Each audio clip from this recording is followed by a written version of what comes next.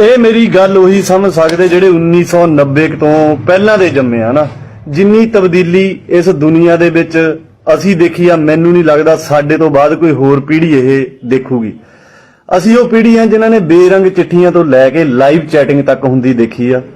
ਅਸੀਂ ਉਹ ਪੀੜ੍ਹੀ ਆ ਜਿਨ੍ਹਾਂ ਨੇ ਸਾਈਕਲ ਸਿੱਖਣਾ ਇੱਕ ਬਹੁਤ ਵੱਡੀ ਗੱਲ ਹੁੰਦੀ ਸੀ। ਪਹਿਲਾਂ ਕੈਂਚੀ, ਫਿਰ ਡੰਡੇ ਉੱਪਰ ਦੀ, ਫਿਰ ਕਾਠੀ, ਕਾਰ 'ਚ ਬਹਿਣਾ ਤਾਂ ਬਹੁਤ ਦੂਰ ਦੀ ਗੱਲ ਸੀ।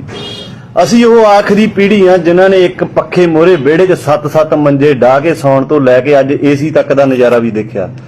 ਅਸੀਂ ਉਹੀ ਆਖਰੀ ਪੀੜ੍ਹੀ ਆ ਜਿਨ੍ਹਾਂ ਨੇ ਪਹਿਲਾਂ ਸਕੂਲ ਤੇ ਫਿਰ ਘਰ ਆ ਕੇ ਦੱਸਣ ਤੇ ਸ਼ਿਕਾਇਤ ਕਰਨ ਤੇ ਘਰਦਿਆਂ ਤੋਂ ਵੀ ਕੁੱਟ ਖਾਧੀ ਆ। ਅਸੀਂ ਉਹ ਆਖਰੀ ਪੀੜ੍ਹੀ ਆ ਜਿਨ੍ਹਾਂ ਨੇ ਗੁਆਂਢੀਆਂ ਦੇ ਘਰ ਜਾ ਕੇ ਟੀਵੀ ਦੇਖਿਆ ਤੇ ਹੁਣ ਘਰ 'ਚ LCD ਵੀ ਖੂੰਜਿਆਂ 'ਚ ਪਏ ਆ।